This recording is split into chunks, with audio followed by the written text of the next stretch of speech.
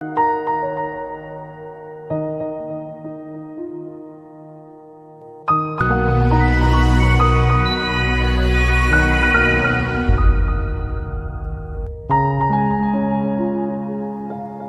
turun dari mana? Atas. Jatuhnya kemana? Bumi kan? Ya, berarti kan dari sama ke al-ard kan? Al-ardnya yang dipijak di bawah, samanya di atas kan? Ya kan? Ini ada ilmu yang sangat mahal di sini. Pertama, sebelum saya masuk ke sini, sebelum kita bahas tentang hujan, saya ingin jelaskan satu hal yang sangat penting yang jarang sekali disinggung. Apa itu? Semua ciptaan Allah selain ada faedahnya, yang kedua saling memiliki keterkaitan satu dengan yang lainnya. Gak ada yang berdiri sendiri. Di semua saling keterkaitan. Kalau kita kumpulkan semua yang ada di langit dan di bumi ini, semuanya itu perannya saling melengkapi semua. Coba saya tanya kepada Anda, apakah rumput ketika diciptakan berdiri sendiri? Tidak kan? Tapi ternyata jadi makanan untuk kebutuhan hewan ternak. Sapi makanannya apa? Kambing makan apa? Jadi semua itu saling melengkapi. Bahkan kotoran sapinya pun itu jadi pupuk lagi. Ya, di semua ciptaan Allah itu semuanya saling terkoneksi. Karena itu, ini yang menjadikan dasar dalam Islam itu, jangan pernah kita menganggap rendah semua apa yang Allah ciptakan. Sekalipun sekecil nyamuk, pasti itu ada hikmahnya. Ya kan? Maka turun Quran surah kedua ayat 26 itu kan? Innallaha la yastahyi ayyadriba matalan ma ba'udatan fama. Satu. Yang kedua, kalau sudah paham ini, maka kesan yang dibangun oleh Quran, setiap ciptaan Allah selain saling terkoneksi sebagai manfaat berkehidupan, itu semua punya hikmah. Disinilah muncul ayat-ayat tentang riset. Jadi orang Islam itu harus tergerak pengetahuannya. Jadi muslim itu harus gemar meriset apa saja di bidangnya. Karena semua yang tercipta itu terkoneksi dengan kehidupan kita. Makanya ayat-ayat Quran itu mendorong kita untuk meriset, cek apa hubungan dengan kita, apakah hikmahnya, ataukah langsung, apakah untuk konsumtif, apakah untuk jasa, untuk apa? Gali. Nanti maslahatnya apa? Ada yang masuk ke bidang bisnis, muncul fikih niaga. Ada yang masuk di bidang diplomasi, birokrasi, macam-macam dan sebagainya. Anda main ke kebun binatang aja lihat unta, orang beriman dengan belum beriman beda. Ya, kalau belum beriman ngelihatnya gimana? Unta, masya Allah, foto. Sama unta kok pengen dipoto. Ya kan? Saya bingung sekarang ada yang pengen foto sama monyet gitu. Manusia sekarang masya Allah foto sama badak gitu kan. Ya, sebenarnya nggak apa-apa sih gitu, nggak apa-apa. Cuman kadang saya suka senyum aja nih orang foto sama monyet, foto sama badak gitu kan. Ya nggak apa-apa, nggak ada yang salah kok, nggak ada yang salah. Terus dibikin status kan gitu, nggak ada yang salah. Kadang-kadang kan ingin dokumentasi kan nggak apa-apa gitu. Cuman orang beriman tuh begini, ketika dia lihat unta, afala yanzuruna ilal ibili kaifa? Itu orang beriman tuh begitu.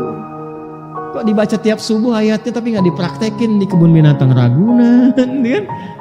Di taman safari gitu. Lihat apa engkau nggak riset? Yang zuruna itu kan nazara itu meriset.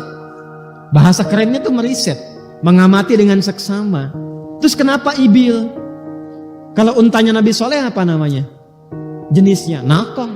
Nah, di surat Asy-Syams, surat yang sama, surat 91. Naqatallahi wa suq. Ya, fakadzabuhu fa'aqaru fadamdama alaihim rabbuhum dan seterusnya ayat. Kenapa disebut naqah? Ya. Kenapa sikap orang yang ingkar dengan Allah ketika kembali itu seperti gak mungkin nih kalau sudah kufur pengen dapat ampunan setelah wafat, susah. Seperti memasukkan unta ke lubang jarum, hatta yalijal jamalu fi sammil khiyat. Kenapa jamal di situ? Kenapa Nabi mengilustrasikan dalam hadis yang sangat viral di Sunan Abu Daud, nomor hadis 838. Ketika ingat kan, waktu mau sujud itu jangan sujud seperti duduknya unta kan? Ya kan? Kenapa yang pertama menggunakan ibil, yang kedua menggunakan ba'ir? Ketika Nabi menyampaikan dan dikutip penyampaian itu oleh sahabat Wa'il bin Hujur radhiyallahu taala anhu, itu kalimatnya, jangan sujud seperti duduknya unta, dahulukan lututmu sebelum kedua telapak tanganmu. La tasjud kama yabrukul ibil. Ya, faliyadha rukbatayhi qabla yadayhi. Letakkan kedua lututnya sebelum telapak tangannya. Tapi ketika Nabi menyampaikan sabdanya dan didengar oleh Abu Hurairah setelah masuk Islam, kalimatnya itu tidak sama menggunakan kata ba'ir. Ya, idza sajadta au bima ma'na kama qala Rasulullah sallallahu alaihi wasallam, idza sajadta fala tasjud kama yabrukul ba'ir, falyadha yadayka qabla rukbataik. Dahulukan telapak tanganmu sebelum lututmu. Itu memahami seperti itu. Kalau kita tekstual saja, maka nanti akan terjadi sebuah saklekisitas. Gejala saklekisitas. Jadi saklek begitu aja. Ya, kita nggak ngeriset lagi. Padahal dua-duanya kalau diterjemahkan unta kan? Jangan sujud seperti duduknya unta. Hadis pertama, letakkan lututmu. Hadis kedua, letakkan telapak tanganmu. Yang lebih kejam lagi nanti pertanyaannya begini, kok Nabi nggak konsisten? Tuh, yang salah orang yang nggak paham, yang disalahkan Rasulullah kan? Itu kan jadi masalah tuh. Ya kan? Maka cara ngajinya kalau begitu nanti yang satu akan pegang dengan lutut, yang satu akan pegang dengan telapak tangan. Dan itu nggak ada masalah, benar. Tapi yang jadi problem itu ketika diperselisihkan. Yang benar ini pakai telapak tangan, hadisnya begini. Ini yang paling sahih. Tidak pakai lutut, ini juga sahih. Yang paling aneh kan dua-duanya di kitab yang sama. Iya kan? Iya enggak? Iya, pernah lihat enggak? Di kitab yang sama di Sunan Abu Daud, yang satu tuh yang pakai lutut nomor hadis 838 dari Wa'il bin Hujur, yang pakai telapak tangan dari sahabat Abu Hurairah nomor hadis 840 sampai 841. Cuman yang harus kita gali adalah kenapa yang ketika bilang ke Wa'il pakai ibil, ketika bilang ke Abu Hurairah pakai ba'ir. Ya, ibil itu unta umum. Ya, mau jantan mau betina. Unta nggak ada perempuan nggak ada laki-laki ya, awas. Jantan dan betina, ya. Mau unta jantan mau unta betina umum. Unta umum itu ibil namanya. Dan dia punya karakteristik yang sama semua unta. Kalau sudah pakai nama ibil, sama semua unta. Misal, saya waktu di Timur Tengah, tepatnya lebih tepat di Tripoli itu, punya satu kajian tafsir. Ya, dengan teman-teman tuh, ada adik-adik, ada murid-murid juga di kalangan mahasiswa. Awal-awal kita belajar, kumpul, belajar ngaji dengan saya.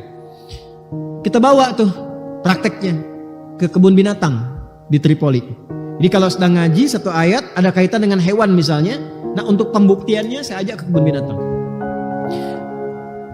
Tugasnya sederhana. Ini anak-anak TK di sini dulu saya ajak begitu tuh sebelum Covid tuh. Ya, jadi ada kelompok semua keluarkan hewan yang ada di Quran. Jadi ada kelompok unta, kelompok monyet, kemudian ada lagi gajah. Alfil kan gajah kan? Ya, lalu dibuat kelompok unta datang kan, monyet kelompok masih kelompok monyet kan datang gitu, gajah gitu. Riset, coba riset semua karakteristik kebiasaan hewan ini. Kalau nggak paham tanyakan pawangnya. Nanti mengerti kenapa Yahudi dikutuk menjadi kera dulu misalnya kan, yang Al-Baqarah di ayat ke-65 itu. Walaqad alimtumul ladzina i'tadaw minkum fis sabti faqulna lahum kunu qiradatan. Kenapa nggak dikutuk jadi tikus aja misalnya? Kenapa harus monyet? Nah, jadi jangan sampai berhenti di situ, cek dulu. Gimana ini? Apa alasannya? Unta, kenapa di sini ibil? Kenapa di sini nakah? Kenapa di sini jamal? Datanglah ke pawang unta, indah sekali. Ketika tanya apa keistimewaan unta? Satu, unta dia punya selaput di matanya. Jadi dengan selaput ini dia bisa tahan tuh. Ya kalau ada badai pasir, dia nggak usah ditutup mata begini. Ya, maka akan keluar selaputnya menyaring itu pasir, dia tetap bisa jalan. Makanya orang Arab menyebutnya safinatus sahra, kendaraan padang pasir yang masih bisa lewat. Itu hikmahnya. Anda mau pakai mobil apapun yang mewah, tetap akan berhenti. Unta jalan. Ini dilihatin. Ya. Kedua, dia punya tempat menyimpan air tuh. Dia olah dalam dirinya itu. Sebulan dia bisa nggak minum. Sebulan loh. Jadi kalau ada orang nggak minum dalam sebulan, ya sama dengan ya, punya kemampuan seperti unta, ya kan? Punya kemampuan seperti unta. Jangan terlalu cepat ya kalimatnya. Punya kemampuan. Nanti dimantik itu dikaji lagi. Ya. Apalagi unta hewan yang sangat berkasih sayang kepada anaknya. Ibu mesti belajar, Bu, kasih sayang. Itu unta betina tuh luar biasa. Jadi kalau dia musim panas, di sekarang ada panas-panas dia, kan untanya pasti merasa panas tuh, ketubuh kan terserat ya. Itu kalau ingin memberikan minum untuk anaknya, ya menyusui anaknya itu, maka induknya akan mengeram dulu di air, ya, yang sifatnya dingin supaya menghangatkan badannya dulu supaya tidak terasa panas air susu yang masuk ke anaknya. Unta. 4, unta itu hewan yang sangat sensitif dan memberikan respon sesuai perlakuan orang-orang kepadanya. Jadi kalau lembut dia akan lembut, kalau sayang dia akan sayang, kalau jahat dia akan berbahaya. Di Tripoli itu ada yang pernah memperlakukan unta dengan, ini kisah nyata, guru saya yang cerita, dengan sangat tidak berperik kehewanan dia. Jadi selalu memaksa kerja, ngasih makan terbatas, bahkan gak dikasih, kadang dipukul apa. Itu teringat di memori untanya. Satu malam dia pelajari kebiasaan tuannya. Itu malam-malam dia keluar dari tempatnya, ya, dari kandangnya itu, dia injak-injak tuannya sampai meninggal. Unta. Ya, makanya unta itu sangat menarik. Karena itu kan kenapa Nabi, saya tanya, Nabi waktu beliau hijrah dari Mekah ke Yathrib, Al-Madinah, Al-Munawwarah, beliau menentukan tempatnya itu meminta apa yang jalan? Unta kan? Ya, dan berhenti di rumahnya Abu Ayyub Al-Ansari itu kan? Itu ada hikmahnya. Nah, unta yang diminta itu untuk berjalan seperti itu ibil, naqah, jamal atau ba'ir. Harus sampai ke situ. Itu diriset tuh, riset dan sebagainya. Maka ditemukan kalau ibil itu umum sifatnya tapi punya keunggulan. Makanya kalau diriset dari situ dibawa. Bisa nggak bikin kacamata dengan model begini, model begini. Nanti banyak hadis yang lain yang bisa diriset. Nanti ada kelasnya kita insya Allah. Ya. Nah, kalau ba'ir itu unta tunggangan. Unta tunggangan itu sudah ada beban. Ya, dan yang paling menarik yang kelima yang belum selesai itu. Kebanyakan orang kalau melihat unta dia akan mengatakan unta kakinya 4. Ya kan? Kakinya berapa? Kebanyakan demikian. Tapi ketika ditanya pawang di sana dia jawab. Kata pawangnya itu kakinya 2, tangannya 2.